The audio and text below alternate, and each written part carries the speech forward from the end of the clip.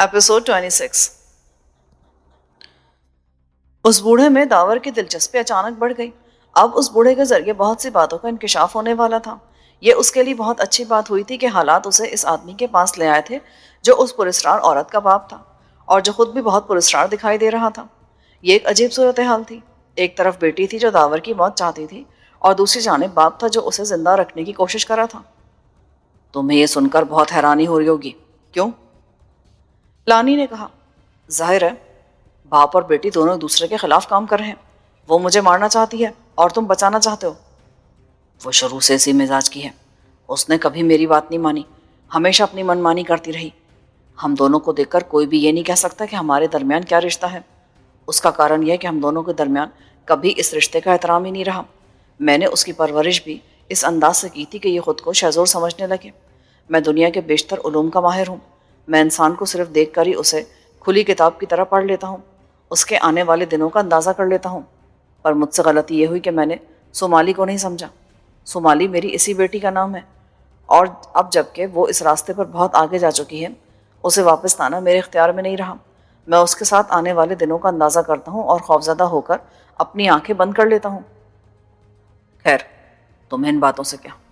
اصل سمسیا تو یہ ہے کہ مجھے تم سے کام لینا ہے، اسی لیے تمہیں اپنی بیٹی کے چنگل سے بچایا ہے۔ میرا ایک جانثار ہے زنگورا۔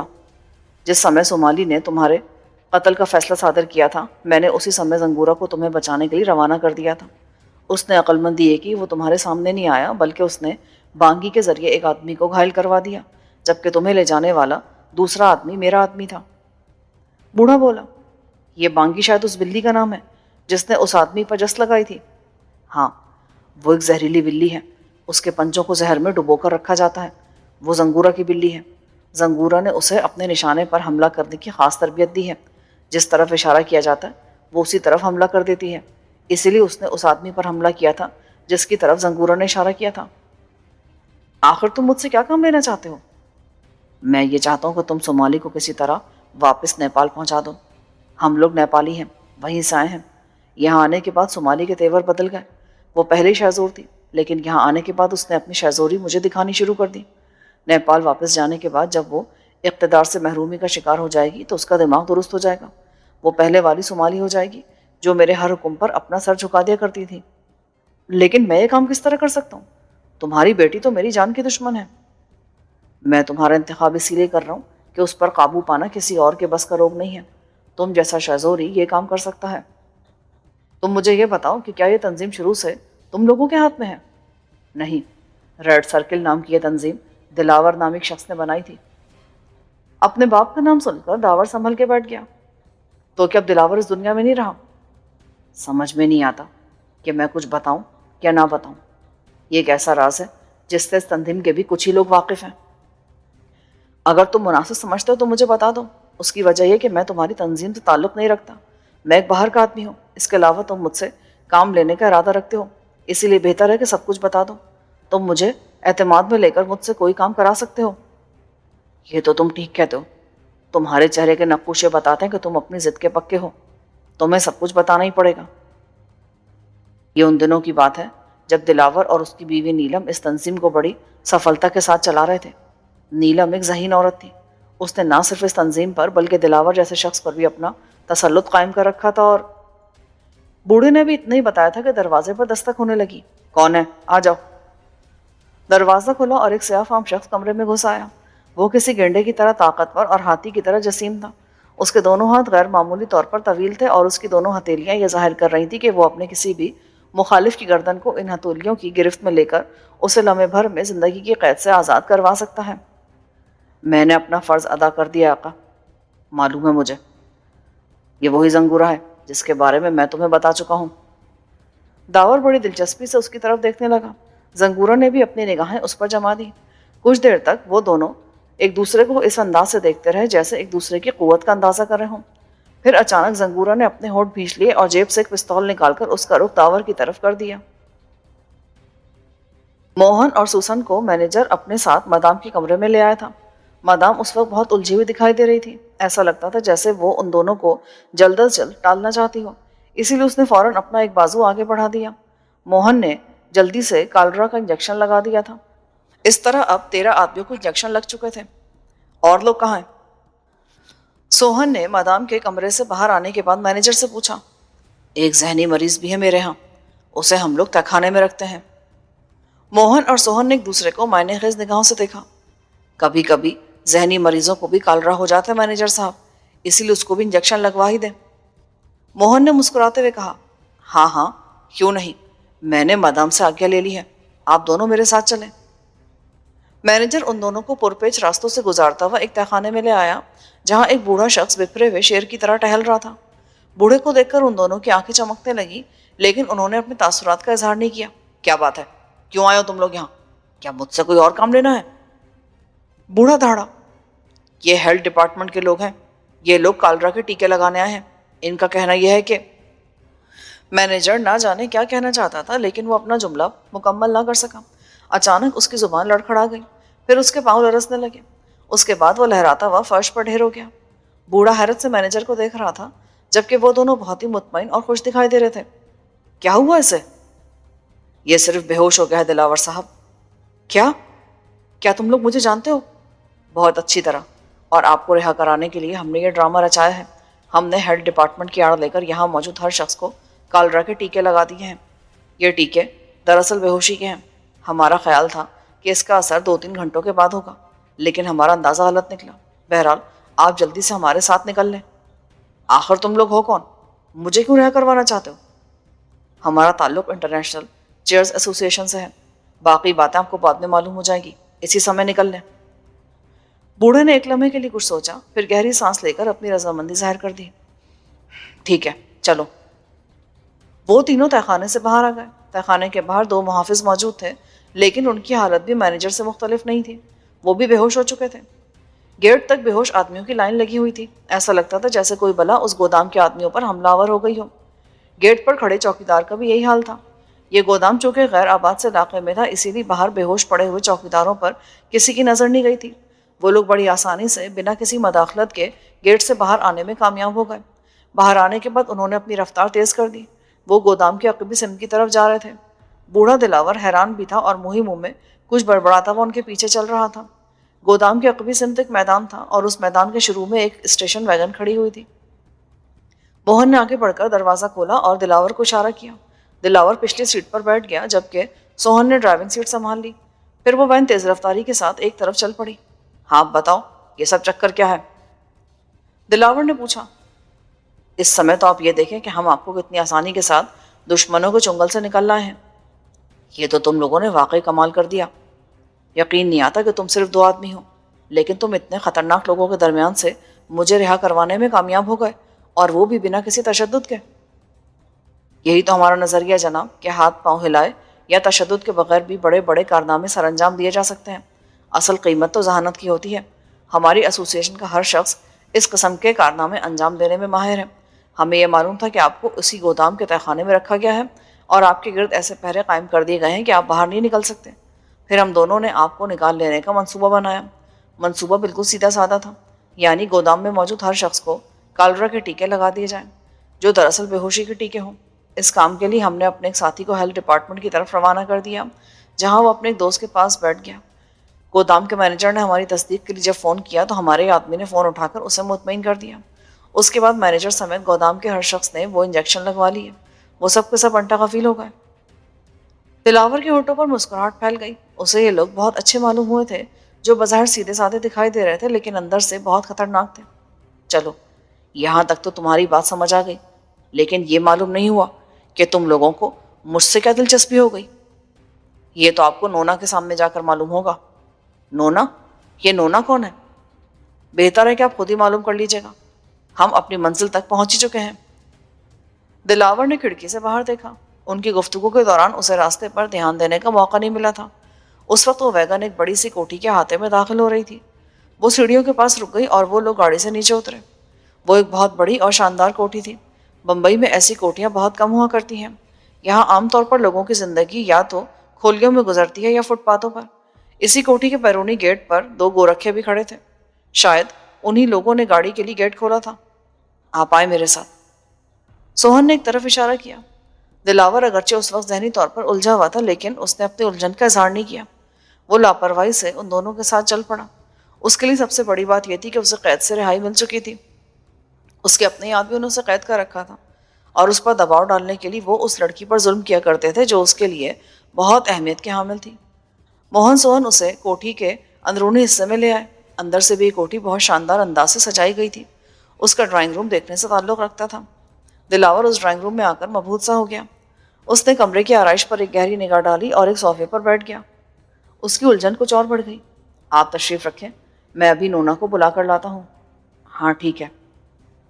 وہ دونوں باہر چلے گئے۔ ان کی واپسی میں زیادہ دیر نہیں لگی۔ اس بار ان دونوں کے ساتھ کوئی اور بھی تھا، ایک ایسا شخص جس نے سر سے پاؤں تک خود کو سیاہ لباس میں چھپا رکھا تھا۔ اس کے چہرے پر بھی ایک سیاہ نقاب تھی، البتہ آنکھوں کی جگہ دو سوراخ تھے جن سے اس کی چمکتی آنکھیں بوڑھے دلاور پر لگی ہوئی تھیں۔ دلاور کے لیے اس کے حلیے سے زیادہ حیرت انگیز اس کی چال تھی۔ وہ اس طرح لچک لچک کر اور لہراتا ہوا چل رہا تھا جیسے کوئی الڑ دوشیزہ چل رہی ہو۔ وہ دلاور کے سامنے آ کر کھڑا ہو گیا۔ کچھ دیر تک وہ دلاور کی طرف دیکھتا رہا، پھر موہن سوہن سے مخاطب ہوا۔ آئے ہے، تم دونوں اب تک کھڑے کیوں؟ جاتے کیوں نہیں؟ اس کے ساتھ ہی اس نے تالی بھی بجا دی۔ یہ آواز سن کر دلاور کی حیرت اور بڑھ گئی۔ وہ اپنی آنکھیں پھاڑ کے رہ گیا۔ یہ نونا تیسرے جنس کی مخلوق ثابت ہوا تھا۔ اس کمرے میں ایسی خاموشی تھی جیسے سب کو سانپ سونگھ گیا ہو۔ زنگورہ نے اپنا پستول داور کی طرف اٹھا رکھا تھا اور داور غصے سے اپنی مٹھیاں بھینچ رہا تھا۔ سب سے بری حالت لانے کی تھی۔ وہ بری طرح بوکھلایا ہوا لگ رہا تھا۔ اس کی سمجھ میں نہیں آ رہا تھا کہ زنگورے کو اچانک کیا ہو گیا ہے۔ زنگورہ، یہ کیا حرکت ہے؟ ناراض نہ ہو آقا، میں نے اس شخص کو پہچان لیا ہے۔ یہ دشمن ہے میرا۔ کیا بکواس ہے یہ؟ اپنا پستول جیب میں رکھ لو۔ آپ قریب نہیں آئے آقا، ورنہ ہو سکتا ہے کہ میں آپ سے بھی گستاخی کر بیٹھوں۔ لانی کے بڑھتے ہوئے قدم رک گئے۔ وہ کشمکش میں مبتلا ہو گیا۔ اس نے زنگورہ کے تیور سے اندازہ کر لیا تھا کہ وہ اس کی بات نہیں مانے گا۔ یہ کمرہ میرے لیے بہت مقدس ہے، زنگورہ نے داور سے کہا۔ میں اسی لیے تمہیں اس کمرے میں ہلاک نہیں کروں گا۔ اس کے لیے تمہیں میرے ساتھ باہر چلنا ہوگا، سمجھے؟ میرا خیال ہے تمہارے اس آدمی کی موت میرے ہاتھوں لکھی ہوئی ہے۔ اسے سمجھا لو تو بہتر ہے۔ دلاور نے لانی سے کہا۔ زنگورہ، تجھے معلوم ہے کہ تو کیا کر رہا ہے؟ جانتا ہوں آقا، لیکن شاید آپ نہیں جانتے کہ میں کب سے اس آدمی کو تلاش کر رہا ہوں۔ میں نے اپنے آباء و اجداد کی روحوں کی قسم کھائی تھی کہ جب بھی مجھے یہ ملا میں اسے جان سے مار دوں گا۔ اب یہ مل گیا ہے تو مجھے میری قسم پوری کرنے دے آقا۔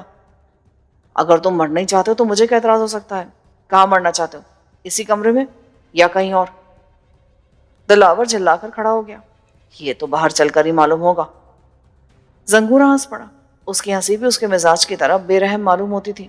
چلو باہر، میں اس مقدس کمرے کو تمہارے خون سے ناپاک نہیں کرنا چاہتا۔ ہمارے درمیان فیصلہ باہر چل کر ہوگا۔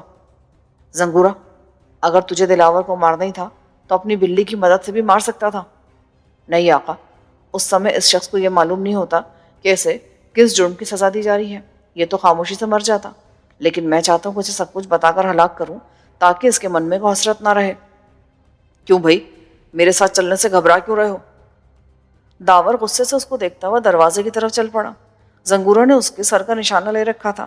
لانی نے ایک بار پھر زنگورہ کو سمجھانے کی کوشش کی، لیکن اس نے دھیان نہیں دیا۔ وہ داور کو پستول سے کور کرتا ہوا کمرے سے باہر لے آیا۔ اب میں تمہیں اپنے کمرے میں لے چلوں گا۔ ویسے تم اطمینان رکھو، میں تمہارا دشمن نہیں ہوں۔ یہ کیا بات ہوئی؟ یہ تم لوگ کیسی حرکتیں کر رہے ہو؟ کیا مجھے پاگل سمجھ رکھا ہے؟ تم چاہو تو یہ پستول اپنے پاس رکھ سکتے ہو، پھر تمہیں اطمینان ہو جائے گا۔ زنگورہ نے اپنا پستول داور کی طرف بڑھا دیا۔ داور نے اس کے ہاتھ سے پستول لے لیا۔ وہ اس وقت بری طرح الجھ گیا تھا۔ یہاں آنے کے بعد صورتحال بڑی تیزی سے تبدیل ہوتی جا رہی تھی۔ اب تو تمہیں اطمینان ہو گیا نا؟ اب آؤ میرے ساتھ، جلدی کرو۔ زنگورہ نے دوستانہ انداز میں داور کا ہاتھ پکڑ لیا۔ داور کو اب اس شخص کی طرف سے فی الحال کوئی خطرہ نہیں تھا۔ اس نے اپنا پستول داور کے حوالے کر دیا تھا۔ اس کا مطلب یہ تھا کہ وہ یہ کہنا چاہتا تھا کہ آؤ مجھ پر اعتماد کر لو، میں تمہیں کوئی نقصان نہیں پہنچانا چاہتا، میں تمہارا ساتھ دینا چاہتا ہوں، ورنہ اپنا اسلحہ کون کسی کے حوالے کرتا ہے؟ زنگورہ داور کو اپنے ساتھ ایک چھوٹے سے کمرے میں لے آیا۔ یہ کمرہ زنگورہ کا ہی تھا۔ لانی کے کمرے کے برعکس اس کمرے میں باقاعدہ فرنیچر بھی موجود تھا، جبکہ لانی کے کمرے میں کچھ بھی نہیں تھا۔ بیٹھ جاؤ دوست، زنگورہ نے کہا۔ اب تمہیں مجھ پر بھروسہ کر لینا چاہیے۔ میں اتنی جلدی کسی پر بھروسہ کرنے کا قائل نہیں ہوں۔ تم کیوں لائے ہو مجھے یہاں پر؟ کیا چاہتے ہو مجھ سے؟ میں یہ چاہتا ہوں کہ تمہیں ان لوگوں کے چنگل سے نکال کر لے جاؤں۔ یہ دونوں باپ بیٹی ایک ہی مزاج کے ہیں۔ یہ تمہیں اپنے مقصد کے لیے استعمال کرنا چاہتے ہیں۔ اتنا تو میں بھی جانتا ہوں۔ لیکن اس سلسلے میں تمہارا کردار کیا ہے؟ کون ہو تم؟ میں زنگورہ ہوں۔ میں اس بوڑھے لانی کا خاص آدمی سمجھا جاتا ہوں۔ وہ مجھ پر بہت اعتماد کرتا ہے اور میں بھی اس کا احترام کرتا ہوں، کیونکہ میں نے بہت سی چیزیں اس سے حاصل کی ہیں۔ اس نے مجھے بہت کچھ سکھایا ہے، لیکن تمہارے مقابلے میں اس کی کوئی اہمیت نہیں ہے۔ آخر کیوں؟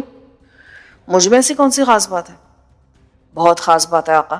تمہیں یہ سن کر تعجب ہو رہا ہوگا کہ میں تمہیں آقا کہہ رہا ہوں، لیکن تم وشواس کرو کہ تم میرے آقا ہو، اور مجھے معلوم تھا کہ تم یہاں ہوگے۔ مجھے 2 دنوں پہلے کسی اور جگہ روانہ ہو جانا تھا، لیکن مجھے تمہارا انتظار کرنا تھا۔ میں جانتا تھا کہ تم یہاں آنے والے ہو۔ دیکھ بھائی، میں اپنے دماغ پر زیادہ زور دینے کا عادی نہیں ہوں۔ جو کچھ کہنا صاف صاف کہو۔ ایسی الجھی ہوئی باتیں سن کر میرا دم گھٹنے لگتا ہے۔ مجھے گوماری نے بتایا تھا کہ تم یہاں آنے والے ہو۔ میری تم سے ملاقات ہونے والی ہے۔ اب یہ گومالی کون ہے؟ میرے قبیلے کی وچ جادوگرنی ہے۔ ہو سکتا ہے آقا تمہیں یہ سن کر ہنسی آ رہی ہو، تم دل ہی دل میں مجھ پر ہنس رہے ہوگے، پر یہ درست ہے، میں سچ کہتا ہوں۔ تم نے افریقہ کی وچ جادوگرنیوں کے بارے میں بہت کچھ سنا ہوگا۔ وہ اسی قسم کی حیرت انگیز باتیں کیا کرتی ہیں۔ پھر وہی بے تکی بات۔ چلو مان لیا کہ تم جادوگرنی کے کہنے پر مجھے تلاش کرنے کے لیے یہاں آئے ہو، پر کیوں؟ میری تلاش کرنے کی ایسی کون سی ضرورت پیش آ گئی؟ میرا تم سے تمہاری جادوگرنی سے کیا تعلق ہے؟ بہت بڑا تعلق ہے آقا، کیونکہ تم میرے قبیلے کے سردار ہو۔ کیا بکواس ہے یہ؟ میں قبیلے کا سردار کس طرح ہو گیا؟ وہ اس طرح کہ تم کوبرا ہو آقا، اور ہر کوبرا ہمارے قبیلے کا سردار ہوتا ہے۔ یہ روایت صدیوں سے چلی آ رہی ہے۔ داور کو یوں لگا جیسے اس کے سینے میں ہلچل مچ گئی ہو۔ اس کی آنکھیں زنگورہ پر جمی ہوئی تھی، لیکن اس کا ذہن بہت کچھ سوچ رہا تھا۔ اس سے پہلے بھی گوما نے یہی کہا تھا۔ اسے جب یہ معلوم ہو گیا تھا کہ داور کے بازو پر کوبرا کا نشان کھدا ہوا ہے تو اس نے کوبرا کے لیے اپنی جان کی بازی لگا دی تھی۔ لیکن ایسا اس وقت ہوا تھا جب لڑائی کے دوران داور کی آستین پھٹ گئی تھی اور کوبرا کا نشان ظاہر ہو گیا تھا۔ لیکن زنگورہ کو کس طرح معلوم ہو کہ وہ کوبرا ہے؟ کیا تم یہ سوچ رہے ہو کہ مجھے تمہارے بارے میں کیسے معلوم ہوا؟ ہاں، میں یہی سوچ رہا ہوں۔ بہتر ہے کہ میں تمہیں سب کچھ بتا دوں۔ ہمارا سردار ایک بوڑھا لیکن بہت عظیم انسان تھا۔ اس کے پاس ایسے ایسے ہنر تھے جو اس دنیا میں بہت کم لوگوں کو ملے ہوں گے۔ وہ لڑائی کا ایسا ایسا فن جانتا تھا جو دیکھنے والوں کی آنکھیں چندھیا کے رکھ دے۔ پھر ہوا یوں کہ ہمارا وہ سردار اپنے دشمن کے تعاقب میں افریقہ چھوڑ کر یہاں ہندوستان چلا آیا۔ اس نے یہاں آنے کے بعد اپنے دشمن کو نیست و نابود کر دیا، لیکن اس کے بدلے میں اسے سزا دے دی گئی۔ وہ اگر چاہتا تو یہاں کے قانون کی گرفت سے نکل سکتا تھا۔ تم خود سوچو ایسے آدمی کو کون 4 دیواری میں قید کر کے رکھ سکتا ہے جو اپنے ساتھ زلزلے لے کر چلتا ہو؟ لگتا ہے کہ اس نے خود جان بوجھ کر اپنے آپ کو قانون کے حوالے کر دیا ہو۔ آدمی زندگی کا سفر کرتے کرتے تھک ہی تو جاتا ہے۔ خیر، جب وہ نہیں رہا تو ہم لوگوں کو بڑی تشویش ہونے لگی۔ تم خود سوچو، ایک قبیلہ اپنے سردار کے بغیر کس طرح رہ سکتا ہے؟ کوئی حکم دینے والا نہیں، کوئی نگرانی کرنے والا نہیں۔ بہرحال ہم لوگوں کو یہ معلوم تھا کہ کوئی بھی کوبرا اس وقت تک نہیں مرتا جب تک وہ اپنی جگہ کسی دوسرے کوبرا کو مقرر نہ کر دے۔ افریقہ سے بابا کی تلاش کے لیے ہم 2 آدمیوں کو ہندوستان روانہ کیا گیا۔ ان میں سے ایک کا نام گوما تھا۔ میرا خیال ہے گوما سے تمہاری ملاقات ہو چکی ہے۔ اوہ، سمجھ گیا میں، تم ٹھیک کہتے ہو، میں گوما سے مل چکا ہوں۔ وہ ایک بہادر اور دوست آدمی تھا، لیکن اب وہ اس دنیا میں نہیں رہا۔ معلوم ہے مجھے، اور میں یہ بھی جانتا ہوں کہ اس نے تم پر اپنی جان قربان کر دی ہے۔ مجھے اس کا افسوس نہیں ہے، کیونکہ یہ اس کا فرض تھا۔ اس نے وہی کیا جو اسے کرنا چاہیے تھا۔ اگر میں اس کی جگہ ہوتا تو میں بھی وہی کرتا۔ خیر، میں تمہیں شروع سے سب کچھ بتا رہا ہوں، اس طرح بات تمہاری سمجھ میں آتی جائے گی۔ ہم دونوں یہاں آنے کے بعد 2 مختلف تنظیموں سے وابستہ ہو گئے، کیونکہ ہمیں اتنا معلوم تھا کہ ہمارے سردار کا دشمن بھی کوئی بہت بڑا مجرم ہے۔ ہمیں اس کا نام اور ٹھکانہ تو معلوم نہیں تھا، لیکن ہمیں امید تھی کہ ہمارا سردار جب اس کی تلاش میں پہنچے گا تو ہم سے ملاقات ہو جائے گی۔ اب تم یہ پوچھو گے کہ ہم نے چھوٹی تنظیموں کی طرف دھیان کیوں نہیں دیا، تو اس کی وجہ یہ کہ ہمارا سردار بہت بڑا آدمی تھا، اس لیے اس کی دشمنی بھی کسی چھوٹے موٹے آدمی سے نہیں ہو سکتی تھی۔ اس کے دشمن کو بھی اس کی طرح بڑا ہونا چاہیے تھا۔ بس یہی سوچ کر ہم نے بڑی تنظیموں سے رابطہ پیدا کر لیا۔ گوما گوا کی طرف چلا گیا، جبکہ میں یہی بمبئی میں رہا۔ اب یہ مت پوچھنا کہ ہم نے ان تنظیموں میں شمولیت کس طرح اختیار کی، یہ ایک الگ کہانی ہے جس کا تم سے کوئی واسطہ تعلق نہیں۔ گوما کا حال تو مجھے معلوم نہیں، لیکن یہ تنظیم بہت عجیب ثابت ہوئی۔ یہ مجرموں کی بہت بڑی تنظیم ہے، اس کے آدمی پورے ہندوستان میں پھیلے ہوئے ہیں۔ میں جس وقت یہاں آیا اس وقت اس کا سربراہ دلاور نامی ایک بوڑھا آدمی تھا جو کسی شیر کی طرح بہادر اور چیتے کی طرح چالاک تھا۔ باپ کے ذکر نے داور کو بے چین کر دیا۔ یہ کہانی اب کھلنے والی تھی۔ اس سردار کی ایک بیوی بھی تھی آقا، اس کا نام نیلم تھا۔ اگرچہ وہ بوڑھی ہو چکی تھی، لیکن ذہانت اور مکاری میں اپنی مثال آپ تھی۔ یہ دونوں میاں بیوی مل کر اس تنظیم کو بڑی کامیابی سے چلا رہے تھے۔ پھر ایک دن ایسا ہوا کہ یہ دونوں باپ بیٹی یعنی لانی اور سمالی یہاں آ گئے۔ تم نے سمالی کو تو دیکھ ہی لیا ہوگا۔ وہ ایسی ہے کہ جیسے بجلیوں کو باندھ کر کسی عورت کا روپ دے دیا جائے۔ وہ اتنی دور سے آنچ دیتی ہوئی محسوس ہوتی ہے کہ دور کھڑے ہوئے لوگوں کے بدن میں آگ لگ جاتی ہے۔ خیر، تو اس کے آتے ہی نیلم کے دل بدل گئے۔ وہ بوڑھی ہو چکی تھی، اور بوڑھی چاہے لاکھ ذہین ہو، وفادار ہو، جوانی اور حسن کے مقابلے پہ زیادہ دیر نہیں ٹھہر سکتی۔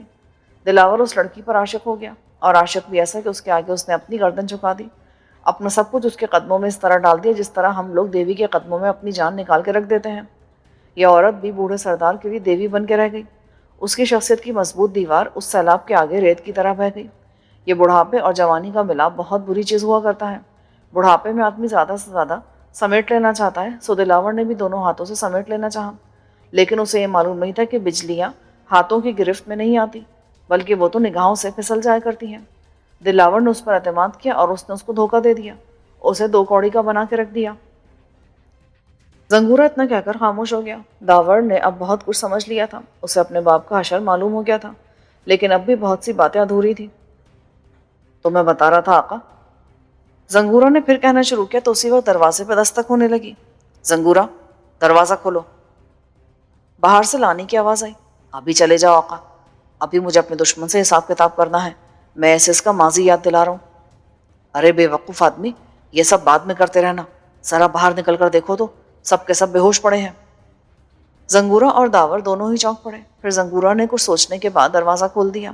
دروازہ کھلتے لانی بوکھلایا ہوا کمرے میں آیا۔ اس کی بوکھلاہٹ اتنی عروج پر تھی کہ اس نے یہ بھی دھیان نہ دیا کہ زنگورا جس شخص کو ہلاک کرنے کے لیے ساتھ لایا تھا وہ بڑے اطمینان کے ساتھ صوفے پر بیٹھا ہوا تھا۔ لانی کی اس بات نے داور کو بھی چونکا دیا۔ زنگورا کچھ الجھے ہوئے انداز میں لانی کے ساتھ اس کمرے سے چلا گیا تھا۔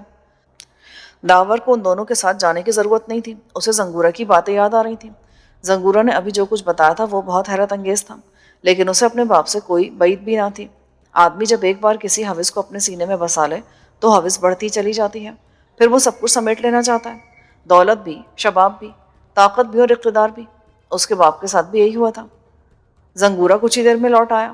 لانی اس کے ساتھ نہیں تھا، وہ پہلے سے بھی زیادہ الجھا ہوا دکھائی دے رہا تھا۔ کیا بات ہو گئی ہے؟ کچھ سمجھ میں نہیں آتا، یہاں جتنے آدمی ہیں وہ سب کے سب بے ہوش پڑے ہیں، اور وہ بوڑھا کہاں گیا؟ اسے میں نے بے ہوش کر دیا۔ زنگورا مسکرا دیا۔ تمہارے بارے میں وہ میری طرف سے مشکوک ہو گیا تھا، وہ کہہ رہا تھا جب میں تمہیں ہلاک کرنے کے لیے اس کمرے سے لایا تھا تو پھر میں نے تمہیں اب تک ہلاک کیوں نہیں کیا۔ وہ اس بات پر بھی حیران تھا کہ تم جیسا آدمی ابھی تک خاموش کیوں بیٹھا ہے۔ اس کے خیال کے مطابق ابھی تک تمہیں مجھ پر حملہ کر دینا چاہیے تھا، اسی لیے میں نے بے ہوش کر کے اسے ایک طرف ڈال دیا ہے، لیکن دوسروں کی بے ہوشی سمجھ میں نہیں آ رہی، سب کے سب بے ہوش پڑے ہیں، اور سب سے بڑی بات یہ کہ تہہ خانے سے دلاور بھی غائب ہو گیا ہے۔ کیا تمہارا مطلب اس تنظیم کا سربراہ؟ داور ایک جھٹکے سے کھڑا ہو گیا۔ ہاں وہی، میں نے تو ابھی تمہیں یہ نہیں بتایا تھا کہ اسے کس طرح بے بس کر کے قیدی بنایا گیا تھا، کہانی تو ابھی بہت باقی ہے۔ یہ تو بہت برا ہوا، ابھی تک یہاں پیش آنے والے واقعات کا سر پیر سمجھ میں نہیں آیا میری، مجھے نہ جانے یہاں کس مقصد کے تحت لایا گیا ہے۔ پھر یہاں کی مدام میری دشمن ہو گئی، اس نے مجھے ہلاک کرنے کی کوشش کی، پھر لانی نے مجھے اس کی جنگل سے رہائی دلا دی، وہ مجھے اپنے کمرے میں لے گیا، پھر وہاں تم چلے آئے، اس کے بعد پتہ چلا کہ سب کے سب بے ہوش پڑے ہیں، کچھ سمجھ نہیں آتا کہ سب ہو کیا رہا ہے، اب مجھے کیا کرنا چاہیے؟ جو لوگ بے ہوش ہو گئے ہیں وہ تو ہوش میں آ ہی جائیں گے، لیکن اس سے پہلے میں چاہتا ہوں کہ تم میرے ساتھ چلو، میں تمہیں اپنے فلیٹ پر لے جانا چاہتا ہوں، وہاں چل کر میں تمہیں یہاں کے سارے حالات بتا دوں گا، پھر میں تم سے درخواست کروں گا کہ تم میرے ساتھ قبیلے چلو۔ تمہارے قبیلے؟ پر وہ کیوں؟ ابھی تو چلو یہاں سے، یہ لوگ ہوش میں آ گئے نا تو نکلنا مشکل ہو جائے گا، نہ جانے انہیں کس نے بے ہوش کر دیا ہے۔ زنگورا نے داور کا ہاتھ پکڑ لیا۔ دلاور بڑی حیرت سے اس شخص کی طرف دیکھ رہا تھا جو موہن اور سوہن جیسے خطرناک لوگوں کا سربراہ تھا، لیکن اس کے انداز زنانہ تھے، اس کے چلنے اور بات کرنے کے انداز ایسے تھے جیسے وہ تیسری جنس سے تعلق رکھتا ہو۔ دلاور کے لیے نونا بہت ہی دلچسپی کی چیز ثابت ہو رہا تھا۔ ہائے ہائے، تم اتنے خاموش کیوں بیٹھے ہو؟ کچھ تو بولو۔ میں کیا بولوں؟ میں تو تمہیں دیکھ دیکھ کر حیران ہو رہا ہوں، تم مجھے اپنے اور اپنے ساتھیوں کے متعلق بتا دو، مجھے یہاں کیوں لایا گیا ہے؟ تم لوگ مجھ سے کس طرح واقف ہو؟ کیا چاہتے ہو مجھ سے؟ ہائے اللہ، ایک وقت میں اتنے سوالات! بہرحال میں تمہیں بتا دیتی ہوں، اب اچھا یا برا تمہارے ہاتھ میں ہے، تم خود ہی فیصلہ کر لو کہ تمہیں کیا کرنا ہے۔ دراصل ہم لوگوں نے ایک تنظیم بنائی ہے جس کا نام ہے انٹرنیشنل چیئرز ایسوسی ایشن۔ اس ایسوسی ایشن میں اس ملک کا بلکہ پوری دنیا کا ہر وہ شخص شامل ہے جو دھوکے اور بے ایمانی میں اپنی مثال آپ ہو، جیسے تم۔ برا مت ماننا، تم بھی کسی سے کم نہیں ہو۔ آج سے 18-20 برس پہلے تمہاری کیا پوزیشن تھی؟ کچھ بھی نہیں۔ ارے میں تو اچھی طرح جانتی ہوں کہ تم ایک معمولی حیثیت کے آدمی تھے، پھر تم نے دھوکے اور بے ایمانی شروع کر دی، اور دیکھتے ہی دیکھتے کروڑوں روپیہ اکٹھا کر لیا۔ ظاہر ہے یہ رقم تم نے ایمانداری سے تو حاصل کی نہیں ہوگی۔ خیر، اس دنیا میں تو ایمانداری سے 2 سمے کی روٹی بھی نہیں ملتی۔ ہم نے سوچا اتنے کام کے آدمی کو اپنے ساتھ کیوں نہ شامل کر لیا جائے، ہمیں تو تم جیسے لوگوں کی ضرورت بھی رہتی ہے۔ پھر پتہ چلا تم سے بھی بڑی ایک دھوکے باز عورت نے تم پر قابو پا کر تمہیں کاٹ کباڑ کی طرح تہہ خانے میں پھینکوا دیا ہے۔ وہ تم سے اپنے مطلب کا کام لیتی رہتی ہے۔ ہائے ہائے، یہ جان کر تو ہمارا کلیجہ ہی پھٹ گیا۔ بھلا تم جیسا آدمی اور اس طرح مجبور ہو جائے۔ یہ سب سوچ کر ہم نے فیصلہ کیا کہ تمہیں وہاں سے نکال لیا جائے تاکہ تم ہمارے کام آ سکو۔ بس یہ ہے ساری کہانی۔ اب وشواس کرو یا نہ کرو، مرضی تمہاری۔ دلاور بڑی گہری نگاہوں سے نونا کی طرف دیکھنے لگا۔ اس کے ذہن میں بہت سی باتیں تھیں، بہت سے سوالات تھے۔ نونا نے اسے یہاں تک لانے کی جو وجہ بتائی تھی وہ دلاور کے لیے ناقابل اعتبار تھی۔ اس کے حلق سے یہ بات ہضم نہیں ہو رہی تھی کہ یہ شخص کسی اور ہی چکر میں لگ رہا تھا۔ آئے ہائے، کس سوچ میں پڑ گئے؟ تم کیا ہم میں شامل نہیں ہو رہے؟ دیکھو نونا، یا جو بھی تمہارا نام ہے، تم نے جو کچھ کہا میں نے اس پر وشواس کر لیا، سوائے ایک بات کے، اور وہ بات یہ کہ تم نے مجھے کسی اور مقصد کے لیے رہائی دلوائی ہے۔ اب بہتر یہی ہے کہ تم صاف صاف وہ مقصد بتا دو۔ یہ ہوئی نا بات، میں تو بھول ہی گئی تھی کہ تم بھی پکے حرامی ہو، میری باتوں میں نہیں آؤ گے۔ خیر، تو میں یہ بتا دیتی ہوں کہ ہم نے تمہاری دولت کے لیے تمہیں رہائی دلوائی ہے۔ آئے اب تم چاہو تو اپنے منہ سے کچھ نہ کہو، لیکن ہمیں اچھی طرح معلوم ہے کہ تمہارے پاس کم از کم 2 کروڑ روپے ہیں۔ ارے اس ملک میں اتنے روپے بہت ہوتے ہیں، یہ ہمارے ہاتھ آ جائیں تو ہماری تنظیم کہاں سے کہاں پہنچ جائے۔ تم اتنے بڑے چالاک ہو کہ تم نے اس چھوکری اور اس کے باپ کو ابھی تک ہوا بھی نہیں لگنے دی۔ اگر انہیں معلوم ہوتا نا تو ہم ان میں سے کسی کو یہاں بلوا لیتے، پر ان کو بلوانے کا کیا فائدہ جبکہ رقم کا راز تو تمہارے سینے میں دبا ہوا ہے۔ تمہارا کیا وچار ہے؟ میں اتنی آسانی سے تمہیں سب کچھ بتا دوں گا؟ دلاور مسکرایا۔ ارے توبہ توبہ، تم اتنی آسانی سے کہاں بتاؤ گے؟ یہ تو ہم بھی جانتے ہیں، لیکن تم اطمینان رکھو، ہم تم پہ کوئی سختی وقتی نہیں کریں گے۔ یہ سب ہمارے بس سے باہر ہے، ہم مار پیٹ سے کوسوں دور بھاگتے ہیں، ہم تو صرف ذہن کی قوت سے کام لیتے ہیں، اور تم دیکھ لینا کہ ہمارے ذہن کی قوت کے سامنے تم کچھ بھی نہیں کر سکو گے۔ تمہیں اپنا راز بتانا ہی ہوگا۔ چلو میں بھی دیکھ لیتا ہوں کہ تم لوگ کس طرح مجھ سے راز اگلواتے ہو۔ خیر، یہ تو سمے بتائے گا۔ ویسے تم یہاں سے جانا چاہو تو جا سکتے ہو، ہم تمہیں روکیں گے نہیں۔ کیا تم مجھے جانے کے لیے کہہ رہے ہو؟ تم نے تو بڑے جتن سے مجھے نکلوایا تھا، پھر جانے کی اجازت کیوں دے رہے ہو؟ ہائے ہائے، تمہیں تو کوئی بات ہی یاد نہیں رہتی۔ میں نے کہا نا ہمارا طریقہ دوسرا ہے، ہم صرف ذہن کے بل پر دعوے کرتے ہیں۔ تمہیں یہاں روکنے سے کیا فائدہ ہوگا؟ تم سے زبردستی تو کر نہیں سکتے، اس لیے بہتر ہے کہ لوٹ جاؤ۔ اور ہاں، کم از کم یہ تو بتا دو کہ تم آئندہ کیا کرو گے۔ میرا مطلب ہے کہ اس چھوکری اور اس کے باپ سے کس طرح نمٹو گے۔ تم صرف اس کے باپ کی بات کرو، سمالی مجھ سے محبت کرتی ہے، وہ میری وفادار ہے۔ آئی یہ کیا کہہ رہے ہو؟ مجھے تو یہ سن کر بڑا ہی افسوس ہو رہا ہے کہ تم جیسا ذہین آدمی ایک چھوری کے چکر میں آ گیا۔ آئے وہ چھوری تم سے کہیں زیادہ مکار و خطرناک ہے۔ تمہیں کیا معلوم کہ اس نے تمہیں کس طرح دھوکہ دے کر تہ خانے میں قید کرا دیا تھا۔ یہ سب اسی کا کیا دھرا ہے، وہ اور لانی دونوں ملے ہوئے ہیں۔ دوسری طرف تمہیں یہ تاثر دیا جاتا ہے کہ اس چھوری پر ظلم ہو رہا ہے، تہ خانے میں تمہیں اس کی چیخیں سنوائی جاتی ہیں، جبکہ ایسی کوئی بات نہیں ہے۔ یہ کیسے ہو سکتا ہے؟ دلاور صوفے سے اٹھ کر اضطراری حالت میں ٹہلنے لگا۔ میں اتنا بڑا دھوکہ کیسے کھا سکتا ہوں؟ آئے تم دھوکہ کھا رہے ہو بڈھے شیر، اسی لیے کہتے ہیں جب آدمی بوڑھا ہو جائے نا تو اسے اپنی آنکھوں پر کسی جوان چھوری کا پلو نہیں رکھ لینا چاہیے۔ اس طرح اس کے سامنے صرف وہ پلو ہی رہ جاتا ہے اور باقی دنیا چھپ جاتی ہے۔ اس وقت تمہارے سامنے سے بھی پوری دنیا چھپ چکی ہے۔ تم یہ سمجھ رہے ہو کہ تمہاری طرح وہ بیچاری بھی بڑی مظلوم اور مصیبت کی ماری بھی ہے، جبکہ وہ دھوکہ دے رہی ہے تمہیں۔ آج میری بات پر یقین نہیں، پر کل آ جائے گا۔ ایک نہ ایک دن تم خود اپنی آنکھوں سے دیکھ لو گے۔ اگر ایسا ہوا نا تو میں اس کے ٹکڑے کر دوں گا۔ میں کہہ رہی ہوں نا کہ ایسا ہی ہے۔ خیر، اب تم اپنی تنظیم کی خیر مناؤ، وہ تمہارے ہاتھ سے نکل چکی میاں۔ ایسا نہیں ہے، اگر صومالی نے مجھ سے مکاری کی ہے تو میں اس کی مکاری کے باوجود مجبور نہیں ہوا ہوں۔ میں جب چاہوں اپنے آدمیوں کی مدد سے اپنی تنظیم پر دوبارہ قبضہ کر سکتا ہوں۔ آئے کیسے کرو گے؟ وہ سارے لوگ تو اس چھوکری کے وفادار ہیں۔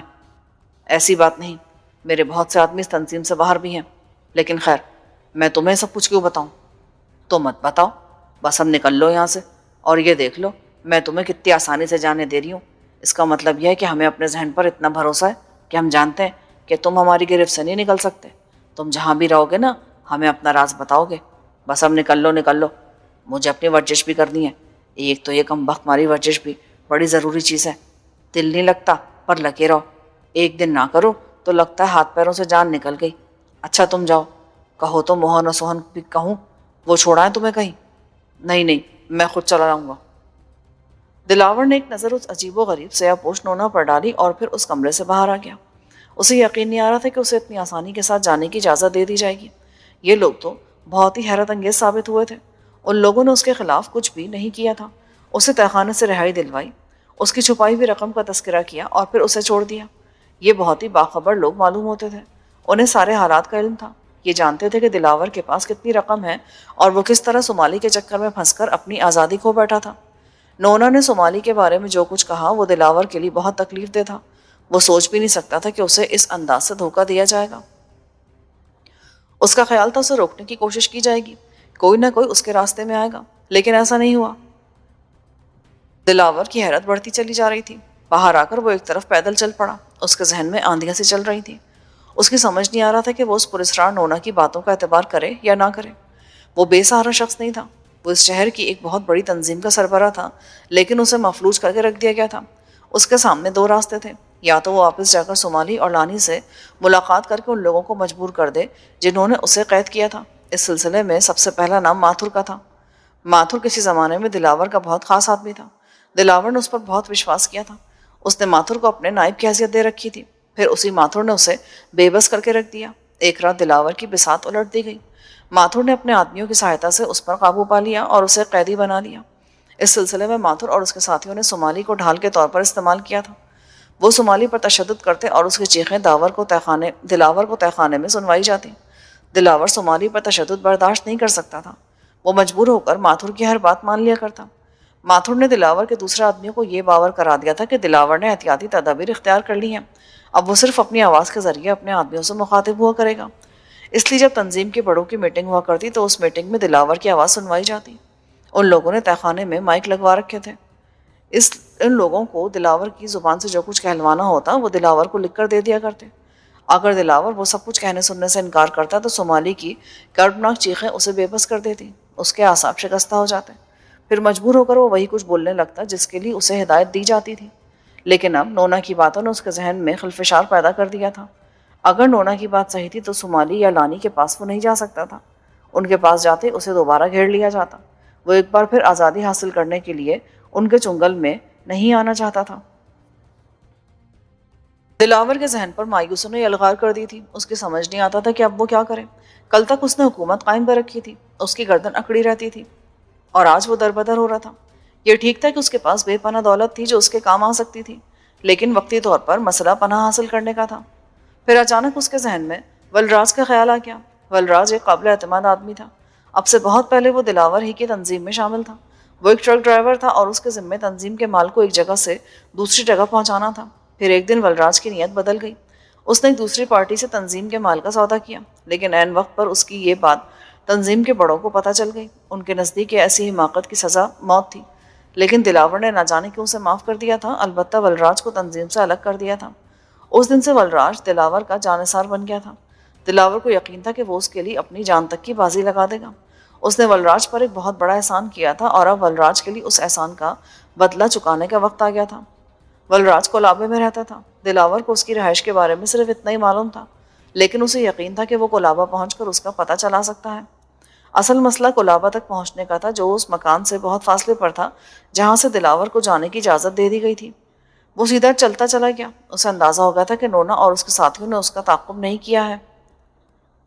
اس مکان سے نکل کر وہ ایک طرف چلنے لگا۔ اس کا تعاقب بھی نہیں کیا جا رہا تھا۔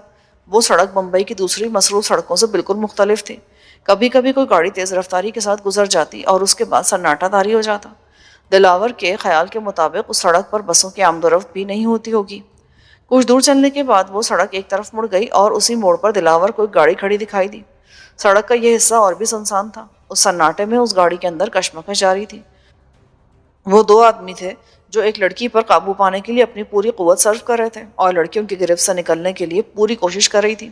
اس کے حلق سے گھوٹی گھوٹی چیخیں نکل رہی تھیں۔ اس نے اپنے تیز ناخنوں کی مدد سے ان دونوں آدمیوں کے چہروں پر گہری خراشیں ڈال دی تھی۔ اس کے باوجود اس کی مزاحمت رفتہ رفتہ کم ہوتی جا رہی تھی، جبکہ دونوں آدمی لڑکی کی ہر حرکت کے ساتھ غصے میں بڑھتے چلے جا رہے تھے۔